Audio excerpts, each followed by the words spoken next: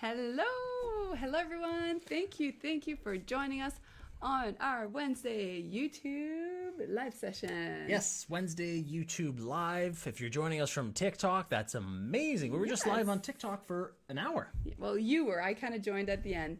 Hello to my favorite investor couple. Aw, it was Yonu. nice. Hello, Yonu. Great to Yonu see Aguilar. you. Yes, you're usually the first one here. I don't know if you were today or not. Joelle, hello, Brooke, and Omar. Thank you so much Omar, for TikTok. Brooke, Joelle.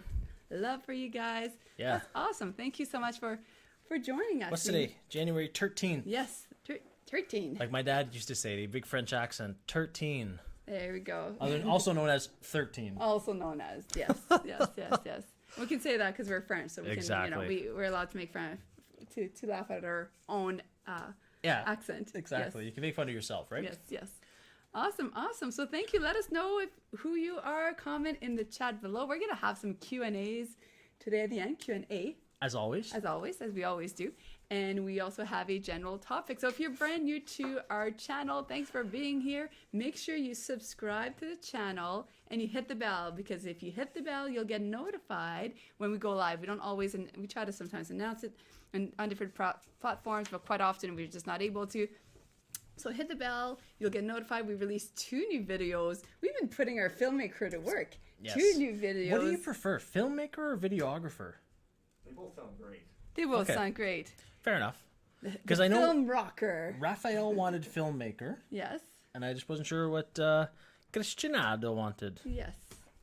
There But you go. Whatever works, man. Zach from North Bay. Hey, Zach. Hey, Zach. How's it going? Maybe we'll run into each other. You'll have to say hi in person if ever we happen to meet at a grocery store. First time as a mentee. Hey, Lauren. Oh, hey, Lauren. How's it going? Yes, Lauren just recently joined the Action Family Mentoring Program. So congratulations on taking action. So happy for you, and thanks for joining us here today as well. You'll be able to join us at 1 for the full hour of mentoring. Yes. As well. That's awesome. And Will is new. Dave new to all this, but Dave got me interested. Yeah, he was on the TikTok. There He was you saying, go. and I won't say your scenario, Will, unless you say it again here. But Will is in an amazing spot. Will has some Okay. equity, and I'm an hour north of Toronto. There you go. So you're between us and TO. There you go. We're close. Yeah, We're no, almost like Will's in a neighbors. great spot. He was kind of explaining his scenario. Nice. Will has some money to Go for it all good. There you go. he was saying he has like over 300K in equity. Oh. And he wants to invest. I know. And I explained to him the whole dead money scenario, right? Yes. And then I explained to him the whole scenario because someone was saying, well, if he takes it out, his mortgage payment's going to be higher. And I explained, and maybe we'll do that again at the end, but I was explaining the whole, okay, it's about defense and offense. And defense is, yes, your mortgage payment is going to be lower if you keep it in. Okay, you're saving money. But then if he takes out that 300K and invests it with creative financing, he could spread that over, like, let's say 8 to 10 properties or 5 to 10 properties. Think of the money. Think of the cash. Let's say he makes $5,000 a month in cash flow now from buying 8 properties or whatever it is, instead of saving, $500 at less than or more. Sorry, or saving $500 mortgage payment on his principal residence, right? Absolutely. Like, it's just the defense versus the offense. And I love doesn't real make estate sense. because it's not just about the money you make, it's about the money you keep. And it's so true with real estate because you can make a lot of money, but what's the point if you're losing it all, right? And with real estate, there's so many different ways that you can keep the majority of the money you make. Tina and Sam are mentees as well. Same with Oh, Lauren. action takers. Alvaro Evelyn, first time joining as a mentee. Yes, and just so you know, Awesome, guys, Alvaro. people that are joining from the Action family, this is our what do you call it? Our general YouTube page. Just so you know, the Action family, the private one, is at 1 p.m. Eastern time. So this isn't the actual Action family YouTube. Yes, you'll get the good stuff where we really get into. Yes, I mean, on you guys Facebook. everybody's gonna get some good stuff today. But of course, with our action takers, we really break things down in greater detail because that's what it really is all about. It's breaking it all down in greater detail. Yeah. Okay, So- we need to meet for coffee. And can you only There you take go. that 300 out if you can afford to income to back it first? Yes. But if Will takes it out and then makes a whole whack more money on the other side. Anyway, It's putting it to work, right? poor Will, he's like, hey, you guys are using my scenario here. But Yes. he did say okay. He did give you permission. So So today, the topic, Christian, what's the exact wording of the topic again? Advice for first. I want the voice. Advice for first-time investors? I want the radio voice. First, those of Okay. them, for our listeners from home who are listening in their vehicles or working out and listening to the podcast, I heard some of them like hearing your radio The voice, radio which voice? you haven't done for the past couple live sessions. So let's do the radio voice. right. I'll do an announcement. What is it again? Advice for first-time real estate investors? Just investors. Okay. So let's do. We'll do the radio voice. And Christian's the voice behind the Yo, Dave. Yo, Dave video. If you haven't seen that one on TikTok, you'll have to check that one out. All right, so let's do the radio voice. So All right. welcome to the Investor Mel and Dave show. Poor Christian's laughing. He's with us all day, every day. Poor guy. So yeah, welcome to the Investor Mel and Dave radio show. I don't even know. I messed it up. I butchered it. Show, whatever. But show. today we're going to be talking about investing for first-time investors, or what they can expect, what they can think of, and what they can look out for. Our channel is all about entrepreneurship, money, real estate. That's what we love to talk about. Business, all that kind of good stuff. And that's exactly what we talk about. And we're going to be doing some more cool things throughout the year. We've been brainstorming some fun ideas. Yep. I'm going to be interviewing some female investors. Oh, yes. Or entrepreneurs who, change their lives with real estate or in the process of doing so, and talking about their roadblocks and kind of, talk about their story and all that. And Dave will be excluded. It's just going to be with me for that one. Yes, that's going to be a woman power. Yeah, I want to so- come up, if you guys have some ideas for titles, I want to come up with something cool. Yes. Christian came up with one yesterday that was amazing. I don't know if it's taken already. Probably is, because it's so good. Okay, we'll have to, yes. But if you guys have any suggestions, what should I call my show? So it's going to be speaking about the journey, the roadblocks, how they overcame, and all that kind of stuff with female investors across North America. I'll be interviewing them and chatting with them. And if you have any suggestions on what this cool, it's going to be on YouTube too, and then I'll broadcast it on podcast as well. Yep. But it's going to be something I got to figure it out with Christian. But I think we're going to be starting within the next couple of weeks. My first one will be live for sure at the latest. Yes. And if you are somebody who, would like to be featured and you have a cool success story, then you can reach out to us to have the opportunity. I already have a few people who have shown interest. But yeah, you can reach out to us through, I'm trying to think the right email, support@investormeldave.com. So support@investormeldave.com. If you are a female investor or entrepreneur or business owner who would like to share your story with the world, because it's going to be all over YouTube, then reach out and you'll be able to potentially have an interview with me to talk about all of that. Mec Perez, Female Investors of Canada. I like that. I like that too. What is your end goal? How many properties is enough? Next, Grant Cardone, Thomas. Yeah, Thomas, and that's a good one. We do have goals, and we had a goal of, in 5 years, 1,000 doors. We're now up to over 200. Mel and I, and how do I say that with a grain of salt? Because look at this. It's not about how many doors you have. Yes, it's fun to say a lot of doors, but if you have 1,000 doors that aren't making you money, what's the point, right?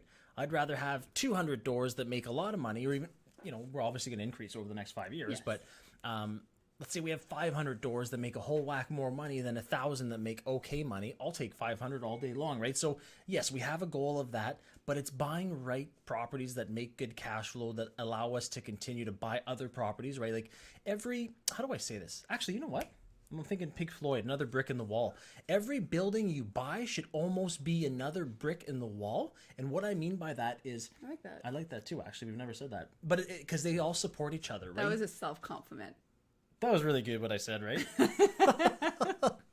But you know what I mean? Like, they all should complement each other. They should all be helping to strive to bring you more cash flow. So you shouldn't be buying one weak one. And that might be weak at first, right? And then you get it back up to quality and stuff. And I want to continue, I know you do as well, I want to continue to help people across North America do what we do, buy properties, create freedom through real estate investing. So I want to continue. With none of their own money. Yes, I want to continue to grow our mentoring program, because the results last year, like, I knew it was going to be a good program, but the results have just blew me out of the water. The quantity of people buying properties are amazing. And actually, I was doing a TikTok last night. You weren't there, you were downstairs, but I was doing a TikTok, and I was speaking with, there's quite a few younger people as well, and adults, of course, and I was loving it because they were asking me questions at 14, 15, 16, 18 years old, and people of all ages. There's 40s, 50s, 60s, different ages, and they were talking about it, and just being able to have that influence on them, just being able to teach them, kind of like our YouTube today, informing people about money and entrepreneurship and business, and with real estate, because I'm my own boss and I do what I do. I have the time to kind of give back to others as well. So I love that. Yeah. And I want to ask, so Will, Tina, Alvaro, Thomas, Mech, Joe. Who else? Lauren, have you guys subscribed to the channel yet? Please subscribe and hit the bell to get notified. We go live at least once a week here on YouTube. Leave some for the others in town. That's the thing, Zach, is that there's so much real estate. There's so much money. There's so many private lenders. And think of it bigger picture. I used to think that way, so I get what you're thinking, but there's so many deals. It's powerful what we're doing because all of a sudden people know that, hey, seller financing is a thing. People are open to it. And it's a large world. There's real estate everywhere, and not everybody wants to do real estate investing, right? So there's definitely opportunities absolutely everywhere. Cool. So let's dive in. Subscribed already with the bell. Thanks, Look Lauren. at that. Thank you for subscribing. Appreciate and it, thanks guys. for hitting. See, you could be my marketing guy and Mecky. hit that There bell, you go, like we Mecky. always say. Mecky, did you like Mecky. and subscribe? Hopefully I'm pronouncing your Mecky, yeah. He did. There's a yes there, so I think that's. Oh, yes. there you go. Sorry, yes. Yes. But yeah, so okay. Whew, it's hot in here. I told Christian when we come in the studio to put it up, and I think it's like overheat. Poor Christian. Can Poor never do Christian. anything I know, right. I'm just never satisfied. Can never do anything right. Oh boy. But yeah, Thank so you. today, starting out with the, whatever age you are, if you're starting out as a real estate investor, that's awesome. There's no better day than today. So that being said, let's talk about a few different things that first-time real estate investors should keep in mind. And I want to talk about things that they might have forgotten, right, or they might not know of. So first thing is, I want to talk about the things that everyone know, right? Everyone knows you have to go look at a place, get a realtor, get a lawyer, driving on the I-40. Drive safe, Mecky. Yes. But that you have to get all those people to close a deal. So let's talk about, why don't we go through kind of how it works. Like, let's say if you're buying an income property, and there could be different ways, but let's kind of go step by step as to how you could go from oh, that's a cool place, to actually, hey, picking up the keys from the lawyer or the attorney's office. Yes. All right. So if you're a first-time investor, you're probably looking on all the typical sites: Realtor.ca, Realtor.com, Zillow, LoopNet, a lot of different sites for our American friends. And you'll probably come across an income property and decide, hey, I want to take a look at it, right? Yeah. And then you'll typically click on that listing if there's an open house, which with COVID, I don't even know if that exists anymore. Yeah, I don't think so. I mean, at least here, we're in shutdown mode. But they have like virtual 360 tours now. Yeah, there's different, and that's the thing. It's a different. I mean, in reality, it is a different world, at least for now and maybe forever. And viewings are not the way they used to be. But can you still buy real estate, even if you can't look at the property? Yes, as long as you're doing your due diligence. And one question we get all the time is, can I still buy a property even if it's not in my city? I get this question probably, I don't know, like 50 times a week from people who live in hot markets, Toronto, Vancouver, Florida, Utah, California. And the answer is yes, absolutely. I mean, you can buy properties in your area that can still cash flow, maybe, depending, especially if you're doing 100% down or none of your own money, 100% finance like we do. You got to make sure to probably look at off-market deals. But otherwise, looking at secondary market is also something that's absolutely doable. I mean, Dave and I, even in our city, we purchased some properties, and you might think that's silly, but we've purchased properties that we didn't even ever walk through. Because at the end of the day, that's not our specialty. We're not construction people. We're investors. We don't have a construction background, and I probably wouldn't pick up on too many things. Yeah, I'd walk around and see if there's any big cracks but I wouldn't pick up on something that somebody who's on the tools all day, every day would pick up on. Yeah, exactly. So yeah, to continue through with the process, you contact that lawyer, you maybe look at the property or not, or a virtual tour. Mm-hmm. Then you're going to start looking at some numbers, right? So you're going to start looking at the income and expenses. And something that we always tell people to keep in mind is, let me throw a couple of numbers at you, okay? So there's going to be an NOI. Realtors are going to talk about the net operating income, okay? And that is important, yes, an NOI, because I don't want to get too ahead of myself, but financing is going to look at that as well. Something to keep in mind as a first-time investor is when the realtors give you the numbers and they say, this is going to be the cash flow in this building, sometimes they will not include the actual debt, because the net operating income does not include the debt, right? You're not buying it 100% cash. So it won't include the actual mortgage payments. So just don't get kind of blindsided by that. That's what it would be as if you purchased it cash, right? And I don't know if you're going to do that. I wouldn't purchase anything just cash. But so keep that in mind. That's something that first-time investors will see, because I still see listings like this thing cash flows, X amount of dollars a month, and it's like, well, yeah, but there's no mortgage on there, there's no debt, so that's not the real number. Why are you showing me this number? So something to think about as a real as a newbie investor. Just know that you have to look at your own numbers. Okay, take the numbers that the realtors are doing, and then do that. Take all the income, write them all down, right? All the rents. Which is a lot easier than the expenses, and then write every single expense down. Yes, and don't take somebody else's word for it, right? You got to make sure that you really cross-reference the information that you're getting. And I'm not saying somebody's going to give you the information purposely and correctly, but have we analyzed some deals where we thought the numbers were something, and then we do our due diligence and we verify, and it's like, well, so excited, we're going to buy this property, and now we look at it and we verify the numbers, like, well, now this doesn't make money anymore. It doesn't make enough money that I want anymore. And we decided to walk away. So make sure to really do your numbers with the numbers that are given to you, but make sure to check those numbers to make sure that they are correct as well. And this is where having the right kind of conditions are so important. Yes. And we've learned that throughout the years of building the right kind of conditions on your deals, because again, real estate, one mistake can easily cost you so much money. Yeah. So let's say you've looked at the numbers now, you like the deal, and you call the realtor back and you say, hey, I want to put in an offer. Let's get rolling. Okay. Now, this is something you probably want to, you might want to discuss it with your lawyer or attorney ahead of time just to make sure. But this is something, when you're putting in the conditions, be realistic and kind of don't just, how do I say this? Don't just sign the agreement for purchase and sale, whatever it's called in your neck of the woods.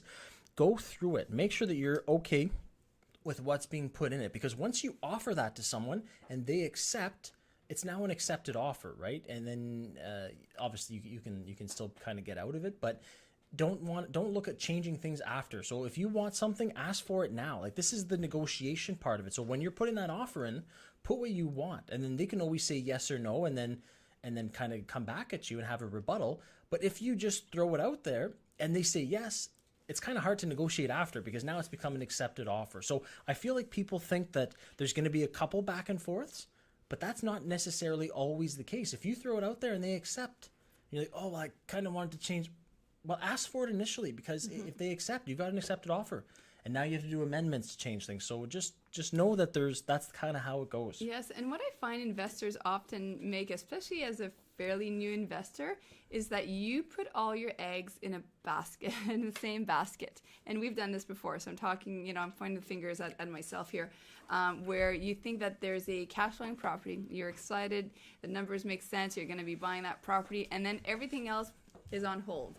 You stop looking for lenders, you stop looking at other deals, you stop doing this, and in the meanwhile, well, what happens if that deal falls through?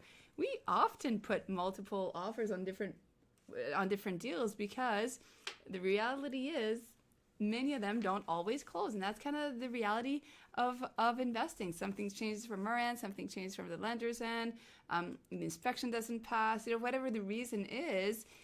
And if some people are working months on one property and they aren't looking and not putting in offers and not negotiating for anything else, and they look back and they've wasted months on one property that they never closed. That's a lot of time. How much does that cost you compared to, hey, keep working, yes, keep focusing on what you're doing with the one property, but it's okay to have multiple deals at once as well, as long as, of course, you have the right kind of conditions.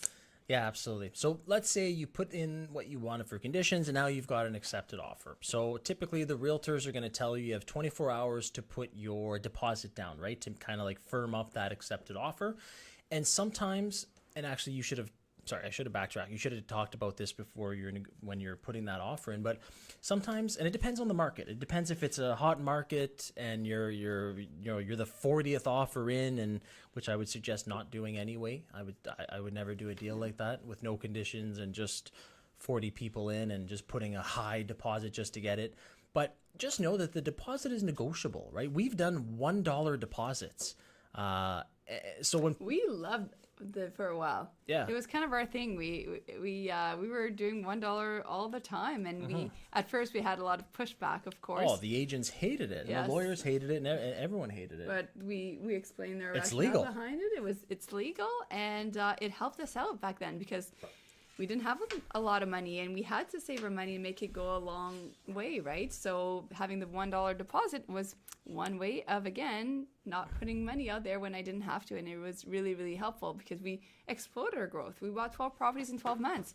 And think about that. Okay, let's say I was doing $5,000 deposit for 12 properties.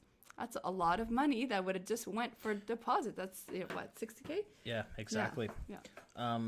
What was I going to say?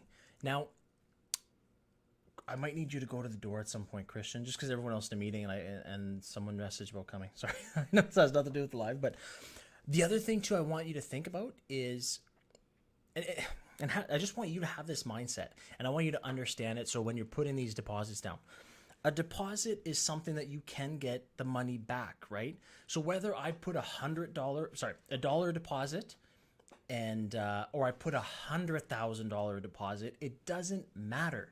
And what do I mean by that? People say like, well, it just shows how serious you are. Well, Mel and I are very serious real estate investors. If I want a deal, I'm going to close on a deal. Whether I put $1 or $100,000 on a deposit, what does it matter? Okay, and think about it this way.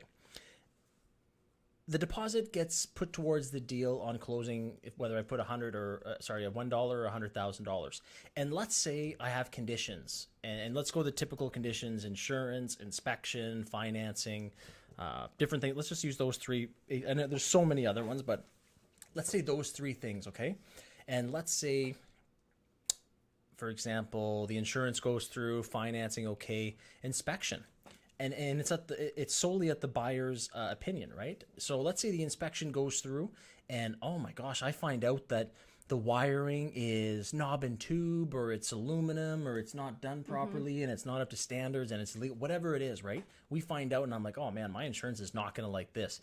This is definitely a kink in the deal. And I decide, you know what? The inspection did not pass, in my opinion. I either wanted this rewired or a deduction on the price. And the seller says, you know what? Too bad. I've got other people that are interested, you know. So the deal falls through is what I'm getting at. Whether I put $1 or $100,000, if I don't drop those conditions for like a reason like that, that is something that I'm going to get the money back. So what does it matter how much money I put? Oh, do you mind grabbing the door, Christian? Front or back? Front, please. So again, that's why it doesn't matter. That's why we don't like putting big deposits to us, because the money's held there.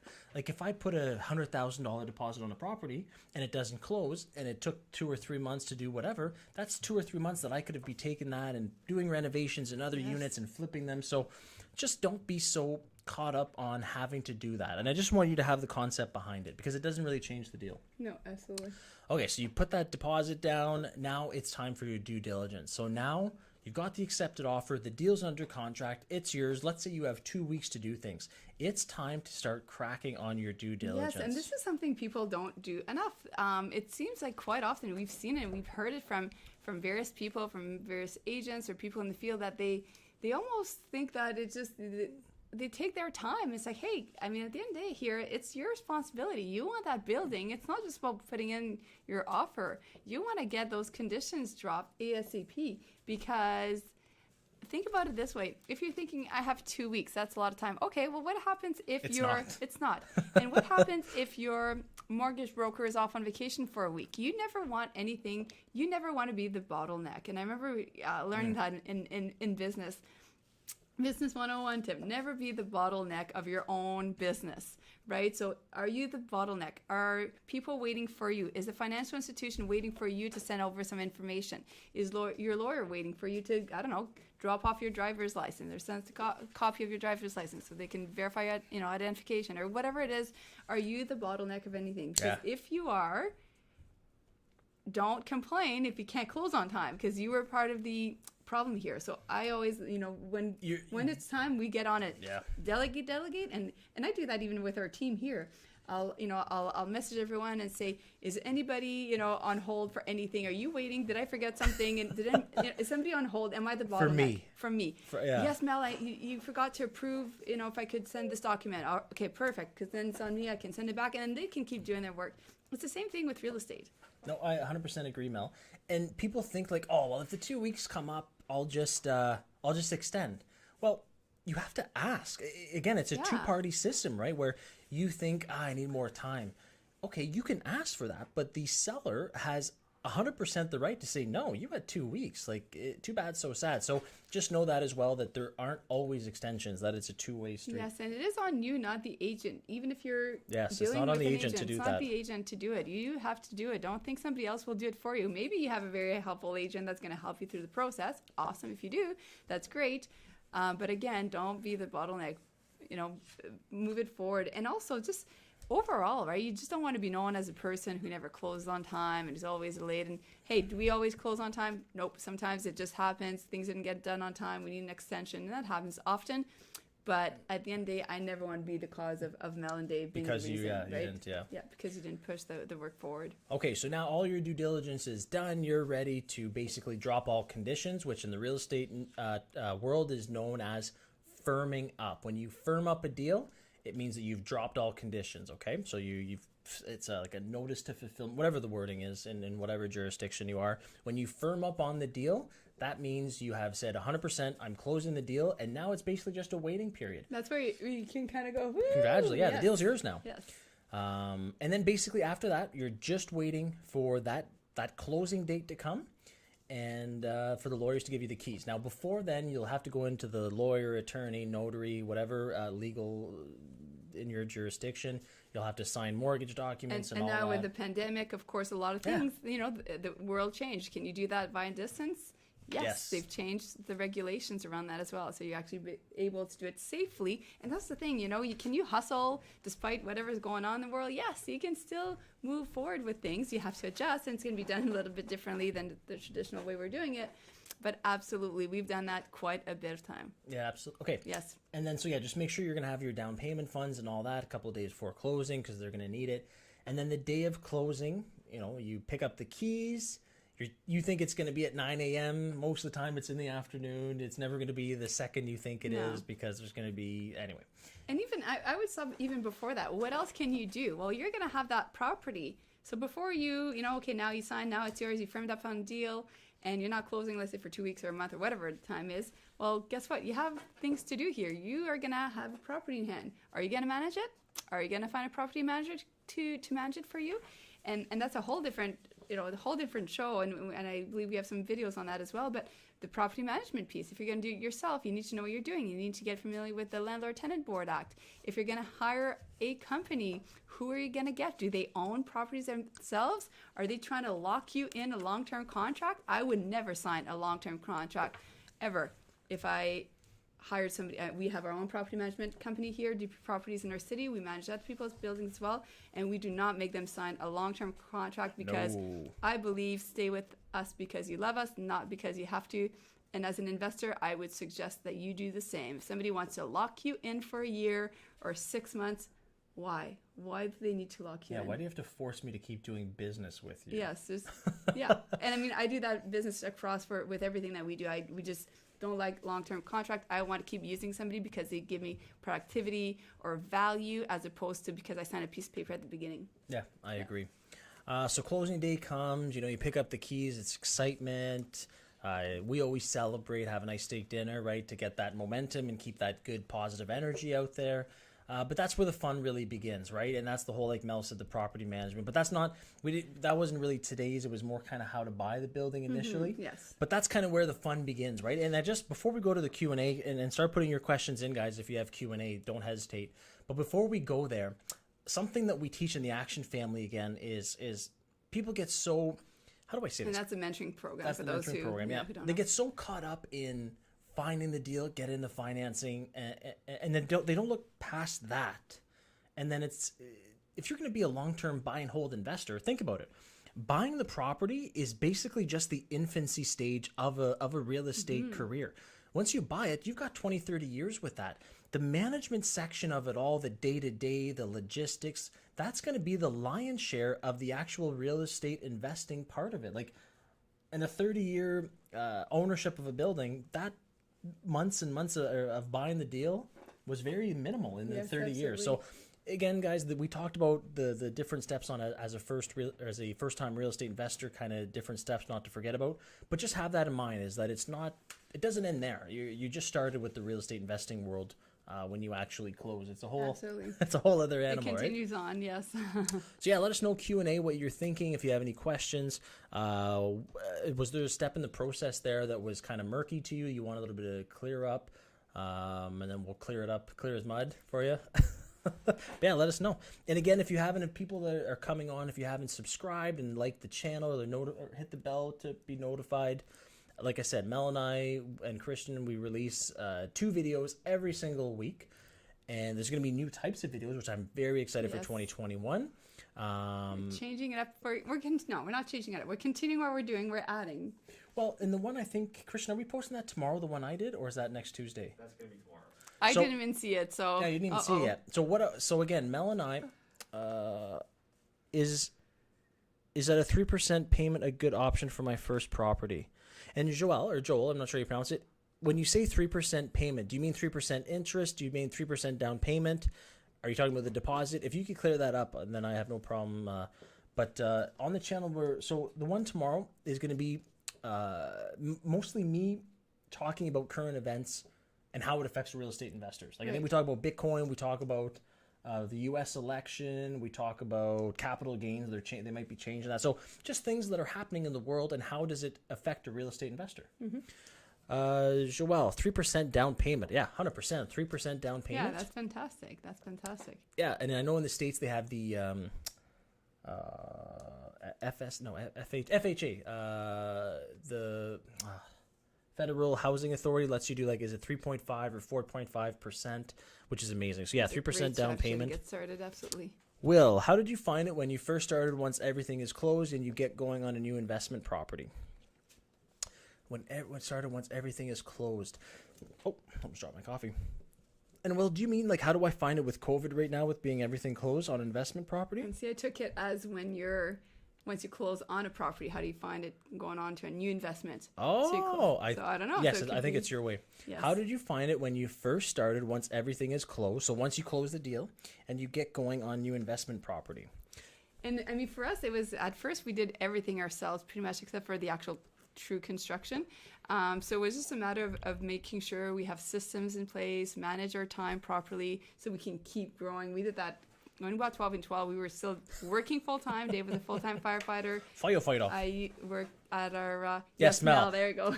Team Mel. And that's what's good about having 2 of us, because we think so differently. So, like, it's funny how you and I are so alike, but we can read the exact same question and go, boom. And I can see, sometimes things can take into different ways.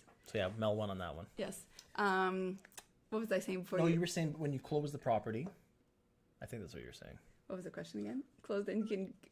So when we close on a property, yes, we used to do everything ourselves. When we had the 12 and 12, we were still working full time, firefighter, working at our local college here in our city, and still managing it ourselves. So it was just a matter of dividing. For us, it was dividing and conquering, because we were 2 of us, so dividing and conquering. And then we did get at a point, again, I talked about bottleneck earlier. It was kind of the same thing, right? We ended up getting to a point where I have 3 kids, working full time and having all these properties. We were the bottleneck of ourselves, and we were, and we couldn't grow anymore, and it wasn't fun anymore. No, as soon as it got not fun and we said, should we keep doing this? We're like, okay, self-reflection. Yeah. Let's hire people to help us. Yeah, and that's exactly what we did. And since then, we've exploded our team. We have people locally, we have people across the globe working with us as well as part of our team. So being able to delegate was really, really important. So that way we can keep looking at deals and finding the deals and continue to grow as well. And it's nice because then you get to do the things you really, really enjoy about investing. So Kings on the Rise came. My question got skipped. Let me backtrack. If my end goal is to make $240,000 annually in private lending in the next 7 to 9 years, what is the best strategy to get started in real estate game, buy and hold, BRRRR, multifamily? So are you a private lender, Kings on the Rise, or are you, like, that's what I'm getting at. You want to make it in private lending. I think I see it as at the end, in 9 years from now, he wants to make 240 in private lending. Down the road, he wants to make that profit. So now he first has to build up that equity. And I mean, buy and hold, BRRRR, and multifamily, that's what we do. Is essentially we buy and hold our properties. We usually don't sell them. Once in a while we've sold a few, but overall we hold our properties. We often do the BRRRR strategy, if you want to call it that, where underperforming. And for those who don't know what that is, that's you buy, you renovate the property, you get it rented out, and you refinance. And then you repeat. And then you repeat. Although sometimes, I mean, we don't have to do a full BRRRR on it. It might just be a little bit of TLC when a tenant moves out. So it's not full BRRRR, because the downfall with BRRRR that I find quite often is either we don't have the capacity of the team to do so many properties all at once, have it going, especially when they're completely getting redone, right? When it's a gut job, for example. But yeah, buy and hold multifamily absolutely has been life-changing for us. And then, you could take the money you're making and lend it out to... Yeah. Is that what you mean, Kings on the Rise? Yeah, let us know if that answers building your that question. equity up, then lending it out? And think... Sorry, and then, just... Yes, and... You just said... You just said... Go ahead. No, but you just said... Because that's the thing. I'm thinking the team right now, they have those 5 units, then they have the other 2, that's 7. Yeah. Andrea's 8, and the other 2, 10. And McIntyre 11, and I know I'm missing a couple. So think about it. Our team currently has at least 11 units on the go right now. So if we buy another building that is a BRRRR and we have to add on to those 11 units, like that's the thing, right? Like there's always so much on the go. Yes, so that means we do. So it's have planning, to build right? our team, have a bigger team, or just kind of slow things down a little bit and focus on not necessarily doing a whole BRRRR, but being able to do that. And then when it comes to private lending as well down the road, we aren't doing private lenders to others because we're continuing to grow our own portfolio. But make sure that, you absolutely have to make sure that the person should be showing you their exit strategy. And I mean, we do that all the time. We use people's RSPs. We use private funds to help grow our portfolio. So absolutely, that's a great option for those. Because some people watch our channel, and we do end up getting some messages saying, "Hey, I want to lend you money. I love what you're doing, but I don't want to be doing this myself." And that's okay. It's not a fit. Not everybody wants to be hands-on. Some people just want to lend money to other people, and we're always happy to put your money to work for you as well. Yes, and I've had people reach out, like Mark. He had secured funds, and again, how do I say this? We love using other people's money. That's what we do all the time. But it has to make sense. So some people will say, I have to wait because I have to find the deal. And if the deal doesn't make sense, I'm not just going to buy it with other people's money, right? So sometimes I'll have to put investors on hold where I'm going to find an amazing deal, but it has to make sense. Otherwise, I'm not going to jeopardize you, myself, and the business. Ryan, do you find the property, then the funds, or the funds and the property? Honestly, Ryan, it's a juggling. You're always looking for properties. You're always looking for money. You're always looking for lenders or institutions that will do private lending because you're always having different things. So I would not say just do one, then the other, then the other. Because if you find the deal, by the time you find the lender, then the deal might have expired. So always multitask that. Yes. How can we pay all our mortgages? Sadesh, how can we pay all our mortgages which we take to buy the property? Sadesh, that is where we use our cash flow analysis matrix. And it tells us we put in all the income, all the expenses, and there's obviously a lot more to it. But it'll tell us whether the deal makes sense initially when we buy it, whether we should buy it or not. And then B, the exit strategy. How are we paying all these investors back? And if it's not there... I see that question as well. How's the exit strategy? Oh, there you go. That's exactly that was what Mecky, right? It should be a logical, numerical decision. And Dave and I, we use our cash flow matrix that we created a while back. Has a 4-way pillar on one side. We know if the deal makes sense or not. On the other side, it shows us if we have a clear exit strategy or not. So that way we know before entering the deal, should we even do this? Mecky, can I apply the strategy to single family homes? Yes, you can apply it to anything. Yeah, we did it with our cottage. We bought... You stole my line. You stole my line? You stole my line. Well, you stole my heart. Oh. But I'm bumped. The cheesy. Boy. Kristen's like, oh He's my sucking gosh. Up. He's sucking up. What do you want? What did you do? Yeah, what did you do? Not what you want. What did you do? So yeah. Yes, Mel. Yes, we bought it, our cottage that way funny. using none of our own money. So absolutely can We use the same used- strategy. But again, I did my due diligence. Even though it's my cottage, I still put it in my matrix. I still made sure, because I'm not using my own money, that I had my exit strategy so I can pay back the, in this case with Mrs. RS. I always say Mrs. Mr. No, but RSP. this was a lady. Because Because we used $100,000 of her RRSPs. How am I going to pay her back? That was her registered retirement savings plan, and I know Mecky's in the States, so that's your 401k, that's your Roth IRA, those secured funds, right? And that's what we used. We used 100 or 130, I forget, whatever. Anyway, we used her funds to do it. But if I'm going to borrow someone's life savings to buy my cottage, I better, make sure that I'm going to pay back that person's 100%. life savings, right? And interest. Absolutely. So that's what the matrix does. Cool. Awesome, Awesome, guys. everyone. Well, thank you so much for joining Yeah, our we're going live with the Action Family in 19 minutes. 19 minutes, so we're going to go. We need to eat Yes, first. we need Woo. to eat a little bit. So Great thank you session, so much. guys. If you're new, thank you for being here. Yeah, If Will was you're- new today. I'm glad you joined, Will, over from Yes. TikTok. I love it. Thank you. Awesome. Yes, we have a TikTok. So if you're TikTok. if you haven't seen us on TikTok, Oh. it's always Investor Mel Dave, and we're on Go, Instagram as well. what is it? Like the account? Join the account? Follow the account? I think it was like the For account. TikTok. Follow us. Follow us. And then follow, because we go live there as well. We go live on YouTube. We kind of spread the love. We'll go live sporadically different places. So if you want to keep talking about creative financing, buying multifamily or any type of asset with none of your own money, no joint venture partners, Partners? Partridge in a pear tree, then keep following us. And we'll keep talking about it. Yes, absolutely. Thank you, everyone. Have an Okay. amazing day. Take Enjoy your lots day. of action. See you soon, Action and Family. Action Family, we'll see you very soon Bye for now. in our private group. Bye for now.